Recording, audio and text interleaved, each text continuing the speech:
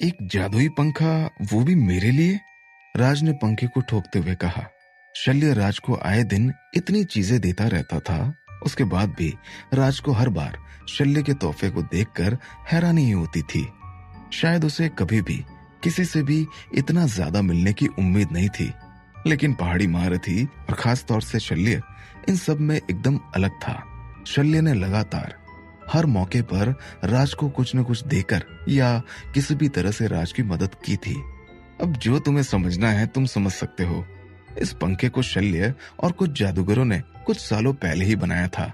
ये कुछ दिन के लिए तुम्हारे ही पास रहेगा, उसके बाद इसे इसको बनाने वाले किसी को दे दिया जाएगा। इसीलिए इतना खुश होने की जरूरत नहीं है, ये कोई तुम्हें हमेशा को नहीं मिला है, मिस्टी ने समझाते हुए कहा। राज मिस्टी की बात सुनकर हैरान रह गया। वो तो कुछ देर के लिए भूल ही गया था कि जादूगरी की दुनिया और उसमें भी खास तौर से पहाड़ी महारथियों के बीच कुछ भी मुफ्त नहीं था, और अगर कोई चीज आपको मिल भी रही थी तो आपको उसे लौटाना भी पड़ता था। इसके अलावा हमेशा आपको बस वही मिल सकता था जो कोई आपको देना चाहे। इसके अलावा हर चीज की एक कीमत थी, एक ऐसी कीमत जिसे राज अभी के लिए देने के काबिल नहीं था, क्योंकि जादुई दुनिया में पैसों के बूते पर कुछ नहीं लिया जा सकता था। वहां तो जादू के बदले जादू का असूल था। राज ने कुछ न कहते हुए बस एक बेमन हंसी हंस दी। जब से राज ने जादुई शब्द सुना था तभी से वो इस पंखे को आजमाना चाहता था, और अब जब राज को पता चल गया था कि ये चीज उसके पास कुछ दिन के लिए ही है, तो इतनी आसानी से बिना ठीक ढंग से इस्तेमाल किए वो पंखे को नहीं छोड़ने वाला था। जादुई सामान तो हर एक जादूगर के पास होता था, और अब जब राज भी एक जादूगर बनने के सफर पर निकल गया था तो उसे भी यही ख्वाहिश थी कि उसके पास भी कुछ जादुई सामान हो। लेकिन अभी तक ना तो राज के पास कोई जादुई सामान था, ना ही कोई जादुई खजाना। इसीलिए अभी के लिए राज के हाथ जो कुछ भी लगा था उसे राज पूरी शिद्दत से सीखना चाहता था और उसका इस्तेमाल करना चाहता था। अब अगर शल्य उसे ये मौका दे रहा था तो ऐसे मौके को हाथ से जाने देना राज को बेवकूफी से ज्यादा और कुछ नहीं लगता था। लेकिन मिस्टी, आखिर मैं इस पंखे का इस्तेमाल कैसे करूंगा? राज ने पंखे को सीने से लगाते हुए कहा। राज सोचने लगा था कि अगर उसे कोई अच्छी सी जगह मिल जाए तो वो मिस्टी से ये पंखा चलाना सीख लेगा। देखो, तुम्हें इसका इंस्ट्रक्शन मैनुअल देख लेना चाहिए, वही तुम्हारे लिए बेहतर होगा। कोई अच्छी सी जगह ढूंढकर आग लगा दो। मैनुअल को अपनाकर अपनी तरफ से पूरा जोर लगा देना। ये बहुत ही आसान काम है।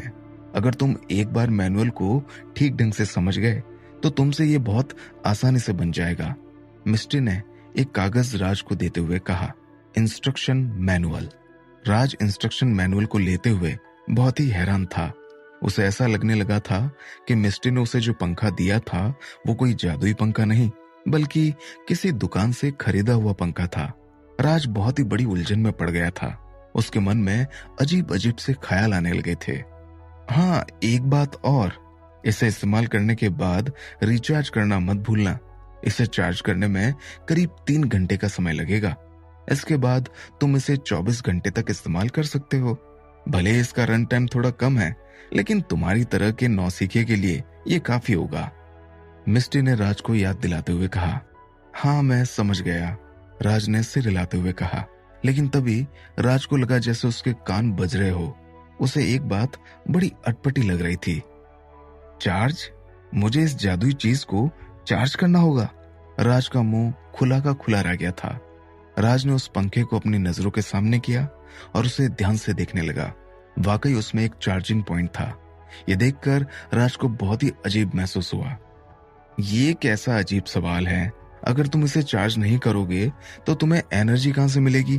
तुमने ऊर्जा संरक्षण का सिद्धांत नहीं पढ़ा क्या? मिस्टर ने चिढ़कर कहा।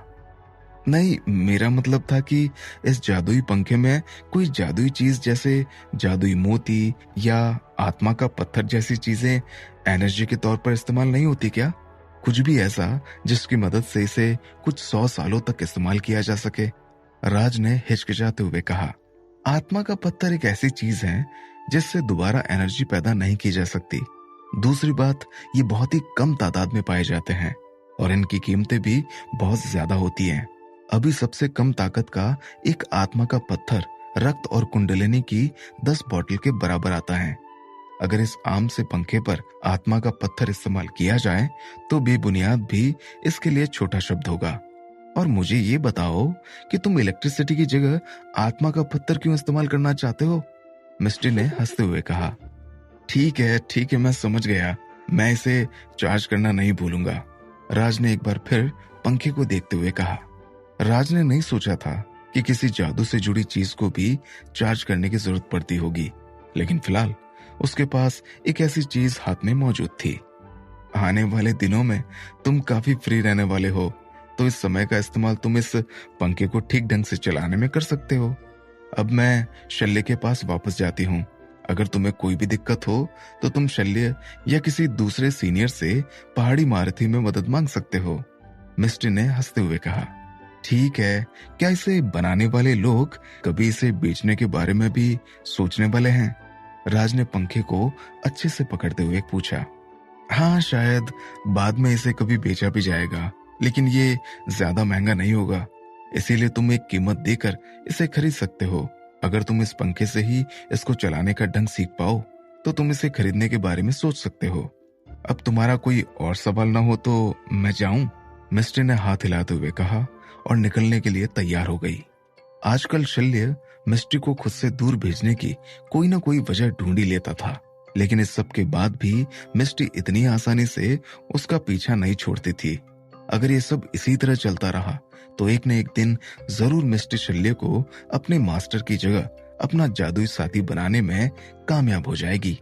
आखिर शल्य किस काम से गए हैं? राज ने अगला सवाल पूछते हुए कहा। मैंने उनसे फोन पर ही बात की थी, तो उन्होंने मुझे बस इतना बताया कि वो किसी जादूगर दोस्त की मदद करने के लिए गए हैं। उन लोगों ने किसी उड़ते टापू के बारे में खोज की है, उन्हें उससे बाहर निकलने में दिक्कत आ रही है। असल में वहां हुआ क्या है ये मुझे भी नहीं पता। कल पूरा दिन तो मुझे तुम्हारे लिए ये पंखा लाने में ही लग गया। अगर तुम्हारे पास कोई और भी सवाल है तो तुम खुद शल्य से पूछ सकते हो, मिस्टर ने जवाब दिया। राज ने भी अब चुप रहना बेहतर समझकर सिर्फ सिर हिला दिया। मिस्ट्री के जाने के बाद राज ने उस पंखे को अपने कमरे में ध्यान से छुपा दिया। उसका रूममेट रोहन कमरे पर नहीं था, इसीलिए उसे ऐसा करने में कोई दिक्कत भी नहीं हुई। बाद में राज ने अपने साथियों को फोन लगाकर बाहर खाना खाने के बारे में कहा। अब राज के खुफिया जगह के बारे में एक अनजान शख्स को पता लग चुका था, तो अब वो उस जगह पर अपनी प्रैक्टिस नहीं कर सकता था, इसीलिए अब उसे थोड़ी देर इंतजार करने की जरूरत थी। बाद में शायद वो शल्य के घर जाकर अपनी प्रैक्टिस जारी रख सकता था। दूसरी तरफ कई हजार किलोमीटर दूर एक मंदिर के अंदर शल्य अपनी भौहें चढ़ाकर अपने चारों जादूगर दोस्तों के शरीर को बहुत ही ध्यान से देख रहा था। ये चारों खास तरह के पुजारी थे, जिनमें से 2 प्रमुख और बाकी उनके शिष्य थे। मुझे तुम लोगों के शरीरों में कुछ भी अजीब समझ नहीं आ रहा। अब तुम लोग ही मुझे बताओ कि तुम लोगों की याददाश्त आखिर कब गई? अच्छे से उनके शरीर को देखने के बाद शल्य ने कहा। मुझे आखिरी बार उस रहस्यमयी टापू पर जाने की बात ही याद है। तब मैं पुजारिन किशोरी जी के साथ था। इसके बाद मुझे बंगाल की खाड़ी के पास किशोरी जी और बाकी दोनों शिष्यों के होने की बात याद है, जिनकी मेरी तरह याददाश्त चली गई थी। हम उस टापू पर कैसे पहुंचे, वहां हमारे साथ क्या हुआ, इस सब के बारे में मुझे कुछ भी नहीं पता, एक पुजारी ने कहा। मुझे तो इसके आगे और कुछ भी याद नहीं है। मुझे बस इतना याद है कि मैं पुजारी के साथ रहस्यमयी टापू पर जाने की तैयारी कर रहा था। इसके बाद मुझे सीधा बंगाल की खाड़ी के पास होश आया। मुझे नहीं मालूम कि मैं वहां कैसे पहुंचा और उस टापू पर हमने क्या किया, पुजारी ने आगे कहा। ये लोग जिस रहस्यमयी टापू के बारे में बात कर रहे थे वो वही उड़ता टापू था जिसे बंगाल की खाड़ी के पास देखा गया था और जिसके बारे में दैनिक जादूगर में खबर आई थी। असल बात तो ये थी कि सिर्फ खबर पढ़कर ही कोई भी जादूगर इस टापू पर मौजूद एनर्जी को महसूस कर सकता था और इसी कारण सभी का ध्यान उसी की तरफ लगा हुआ था। दैनिक जादूगर में खबर आने के बाद से कई जादूगरों ने बंगाल की खाड़ी की तरफ अपना रुख कर लिया था। इसी दौरान पहाड़ी मारुतियों ने भी इस खोज पर निकलने के लिए एक ग्रुप बनाकर चर्चा की थी। हालांकि कोई भी इस रहस्यमय टापू को ढूंढ नहीं पाया था। ये दो पुजारी उन खुशकिस्मत जादूगरों में से थे जो उस टापू में दाखिल हो पाए थे, लेकिन उनकी सारी याददाश्त जा चुकी थी। तुम दोनों भी कुछ कहना चाहते हो? शल्य ने शिष्य से पूछा। सीनियर, मुझे थोड़ा और भी याद है। जब हम अपने मास्टर और किशोरी जी के साथ टापू में दाखिल हुए तो हमने ना उड़ सकने वाली टेक्निक महसूस की। हमारे पास जंगल में उतरने के अलावा और कोई चारा नहीं बचा था। ये जंगल टापू के चारों ओर बसा था। हम जहां उतरे वहां बेहद ही बेशकीमती जड़ी बूटियां थी। हम चारों ने कुछ जड़ी बूटियां इकट्ठी कर ली और टापू की तरफ बढ़ने लगे।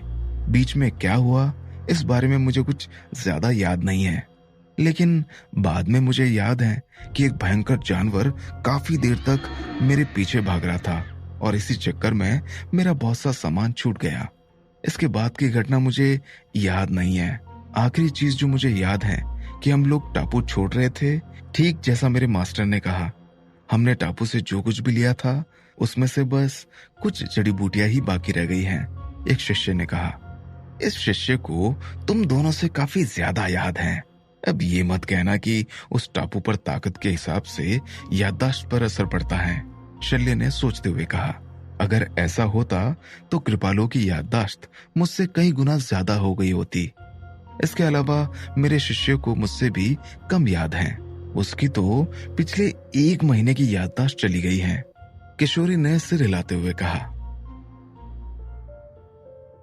किशोरी की शिष्य बहुत ज्यादा याददाश्त खो चुकी थी, जो कि उसको बहुत हद तक बेवकूफ बनाती थी।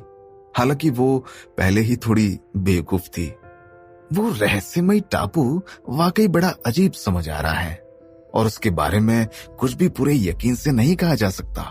वहां दरअसल ऐसा क्या है जिसके कारण तुम लोगों की याददाश्त गई और तुम सभी पर उसका एक जैसा असर क्यों नहीं हुआ? ये गुत्थी सुलझने में थोड़ा समय लग सकता है। हालांकि अब तुम लोग बिल्कुल भी चिंता मत करो। जैसे ही मेरी शिष्य कुछ जादुई खजाना लेकर आती है तो मैं तुम लोगों को 2 बार फिर से चेक करूंगा। ऐसा करते हुए मैं अपने सारे सवालों के जवाब जानने की पूरी कोशिश करूंगा और जल्द से जल्द उस टापू के रहस्य से पर्दा उठाकर रहूंगा, शल्य ने दिलासा देते हुए कहा।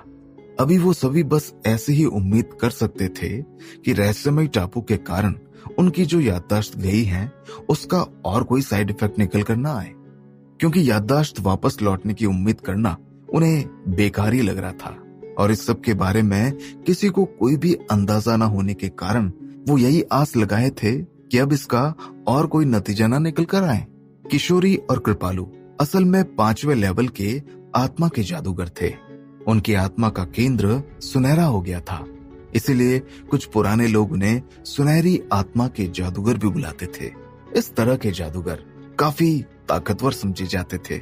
इसी कारण 5वें लेवल के 2 बड़े जादूगरों की याददाश्त बेहोशी में मिटा पाना भी आसान काम नहीं था, लेकिन फिर भी किसी ने ऐसा कर दिखाया था, जो कि एक अलग तरह की ताकत का नमूना साफ तौर पर पेश कर रहा था। क्या किसी ने उन पर बहुत बड़े लेवल का भ्रम पैदा किया था, या उनके दिमाग पर रहस्यमय टापू के उस भयंकर जानवर ने हमला किया था? शल्य अभी के लिए बस यहाँ वहां की बातें ही सोच सकता था, क्योंकि उसके पास किसी भी नतीजे पर पहुंचने के लिए कोई भी पुख्ता चीज नहीं थी। याददाश्त मिट जाने जैसी बीमारी को ठीक करना बहुत कठिन काम था, और अगर ये बात किसी जादूगर के साथ हुई हो तो ये काम और भी ज्यादा कठिन बन जाता था। यहाँ तक कि शल्य भी पूरे दावे के साथ ये नहीं कह सकता था कि वो अपने साथी जादूगरों की याददाश्त वापस लौटा देगा। इसके अलावा अगर उनकी याददाश्त किसी दुर्घटना की वजह से गायब हुई होती तो भी कोई परेशानी की बात नहीं थी, लेकिन यहाँ बुरी खबर ये थी कि उन्होंने उस रहस्यमय टापू पर कुछ ऐसा देख लिया था जो शायद उन्हें नहीं देखना चाहिए था, और उनकी याददाश्त को टापू पर ही मौजूद किसी ने कैद कर लिया था। अगर इस बात में जरा भी सच्चाई थी तो उनकी याददाश्त को वापस लाना आसान नहीं होने वाला था। अभी के लिए शल्य बस अपनी तरफ से पूरी कोशिश कर सकता था। दूसरी तरफ स्कूल की कैंटीन में यासीन बिना रुके खा रहा था। ऐसा लग रहा था जैसे सुबह की 100 मीटर की दौड़ ने उसके खाने की लिमिट को काफी हद तक बढ़ा दिया था। और अभी शारीरिक या मानसिक तौर पर उसकी ताकत पूरी तरह से लौटी नहीं थी। खाना खाते हुए रोहन अपने फोन में लगा हुआ था। किसी को नहीं पता था कि वो क्या कर रहा है। गणेश को जब से जुबैर लेकर गया था तो अब तक वो वापस नहीं आया था। उसे सबसे पहले जुबैर के लिए रहने की जगह ढूंढनी थी और फिर उसके बाद जुबैर के बाकी काम करवाने थे। अरे रोहन, यासीन, क्या तुम लोग भी मेरे साथ ड्राइविंग लाइसेंस बनवाना चाहते हो? राज ने बस यूं ही पूछा।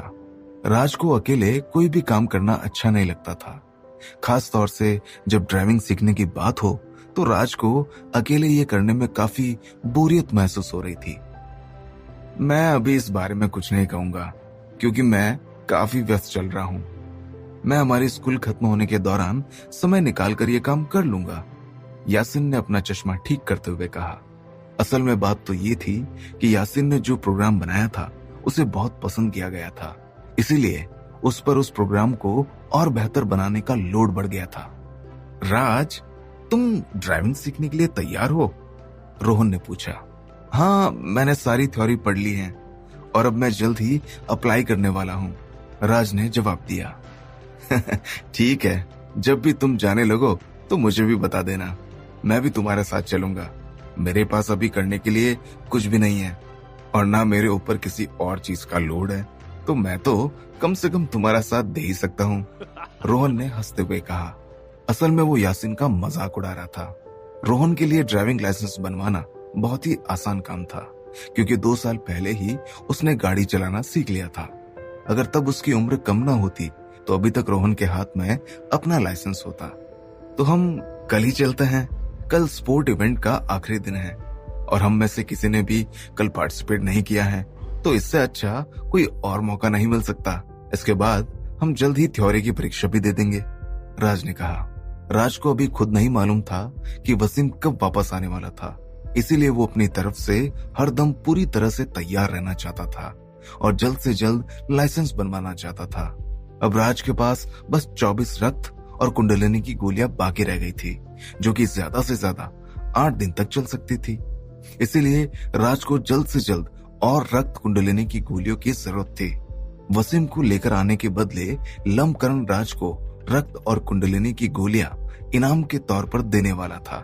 इसीलिए राज इस काम को लेकर पूरी तरह से तैयारी करके रखना चाहता था। ठीक है, कोई दिक्कत नहीं, रोहन ने सिर हिलाकर कहा। शाम 7 बजे करीब राज शल्य के घर पहुंच गया। आज शल्य और मिस्ट्री दोनों यहाँ नहीं थे, इसीलिए आग पर काबू करने वाला पंखा इस्तेमाल करने का राज के पास अच्छा मौका था। इस पंखे को लेकर राज काफी एक्साइटेड था। भले ही इस चीज को चार्ज करने की जरूरत पड़ती हो, लेकिन ये फिर भी एक जादुई खजाना है। अब जल्द ही मैं इसे इस्तेमाल करके देखने वाला हूँ। क्या किसी भी माहिर की गैर हाजिरी में ये करना खतरे भरा हो सकता है, राज ने मनी मन सोचा। हालांकि जब राज ने मिस्ट्री का दिया हुआ मैनुअल शुरू से आखिर तक ध्यान से पढ़ा तो अचानक ही राज की सारी एक्साइटमेंट और डर हजारों किलोमीटर दूर जाकर कहीं गिर गए। ये तो वाकई बहुत ही बेवकूफी भरा तरीका है। अब मुझे समझ आया कि मिस्ट्री ये क्यों कह रही थी कि मुझे इसे सीखने की जरा भी दिक्कत नहीं होगी, राज ने सब कुछ पढ़ लेने के बाद सोचा। असल में पूरे मैनुअल में 3 बातों को ध्यान में रखकर सारा काम किया जा सकता था। जादुई पंखे के बगल में 3 बटन थे जिनकी मदद से इसे चलाया जाता था। लाल बटन से आग बढ़ती थी, इससे आग को करीब 6 गुना तक बढ़ाया जा सकता था। लेकिन नीले बटन से आग घटती थी और आखिरी में हरा बटन एनर्जी इंडिकेटर था, जिसमें रंग की गहराई एनर्जी की बची हुई मात्रा को बताती थी।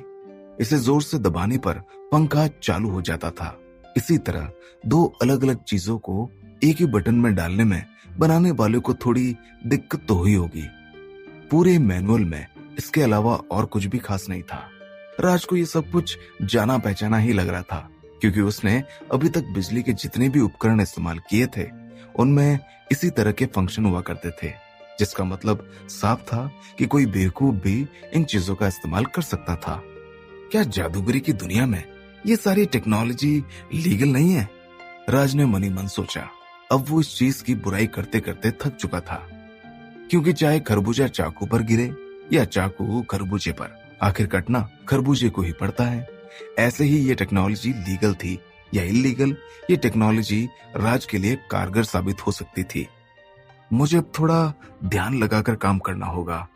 भले इसको इस्तेमाल करने का तरीका आसान दिख रहा है और इस पंखे को चार्ज करने की जरूरत पड़ती है, लेकिन फिर भी ये जादुई खजाना ही है। मुझे अभी से हिम्मत नहीं हारनी चाहिए, राज ने खुद की हिम्मत बांधते हुए सोचा। इसके बाद राज को शल्य के घर में एक कमरा मिल गया जिसकी मरम्मत नहीं की गई थी। इसीलिए राज ने धुआं ना निकलने वाला कोयला निकालकर वहीं रख दिया। राज इसी कोयले के साथ पंखे का इस्तेमाल करना चाहता था। एक खराब कागज से कोयला जलाने के बाद राज ने आग पर काबू पाने वाले पंखे को खोल लिया और लाल बटन दबाकर उसे चालू कर दिया। राज ने देखा कि आग की हल्की आंच अचानक से तेज हो गई। कोयला पूरी तरह से आग पकड़ गया और तेजी से जलने लगा। राज ने जितना सोचा था ये चीज उससे कई गुना ज्यादा ताकतवर थी। राज ने एक बार फिर लाल बटन दबाकर पंखे को शुरू से चलाया। इस बार आग को नई ऊंचाई मिल गई और आग छत तक पहुंचने लगी, जिसे देखकर ना चाहते हुए भी राज को नीला बटन दबाना पड़ा और आग पर काबू करना पड़ा। इस पंखे से आग को लेकर जितना भी कॉमन सेंस राज में मौजूद था सब गायब हो गया था, क्योंकि जो आग अभी छत तक पहुंच रही थी वो अब कोयले को ढकने लायक ही रह गई थी। आग पर काबू करने वाला पंखा वाकई खजाना कहलाने के लायक था। राज की आंखों में चमक आ चुकी थी। भले ही इस पंखे को चार्ज करने की जरूरत थी, भले ही जादुई खजाने के तौर पर इसे इस्तेमाल करने का तरीका आसान था, लेकिन फिर भी ये चीज कमाल की थी। मैंने बस 2 बार ही लाल बटन दबाया था और इतने में ही आग छत तक पहुंच गई थी। अगर मैंने 6 बार ये बटन दबाया होता तो शायद मैं तो पूरे घर को ही जला देता। इसका मतलब ये हुआ कि आग कितनी भी क्यों ना बढ़ जाए, अगर मैं नीले बटन को सही समय पर दबाता रहा तो आग को हमेशा कम किया जा सकता है। अगर ये खजाना जादुई दुनिया की सबसे आम चीज है, तो बड़े जादूगर जिस खजाने का इस्तेमाल करते हैं या बहुत ही हाई लेवल का खजाना है, वो कितना ताकतवर होता होगा। राज ने पंखे को देखकर मन ही मन सोचा। कोयला पूरा जल जाने के पहले तक राज ने अच्छे से तीनों बटन का इस्तेमाल करके देख लिया। हालांकि वो आग की ताकत को बस 2 ही बार बढ़ा सकता था, और अगर उसे 6 बार तक ऐसा करके इस पंखे की काबिलियत जांचनी थी तो उसे इसके लिए कोई दूसरी जगह ढूंढने की जरूरत थी, क्योंकि अगर राज ने शल्य के घर में ऐसा किया तो जब तक शल्य लौटकर आएगा तब तक उसे घर की राख ही नसीब होगी। इसके बाद घड़ी में समय देखकर राज ने रक्त और कुंडलिनी की एक गोली पूरी खत्म करते हुए शुरुआती बुद्ध फिस्ट टेक्निक की 3 बार प्रैक्टिस कर ली। करीब 9 बजे तक राज शल्य के घर में रहा और फिर वो हॉस्टल वापस आ गया। चलते चलते राज एक छोटी गली में पहुंच गया जिसमें कुछ ही लोग थे, और तभी उसकी आंखों के सामने अंधेरा छा गया। मैं तुम्हें श्राप देता हूं।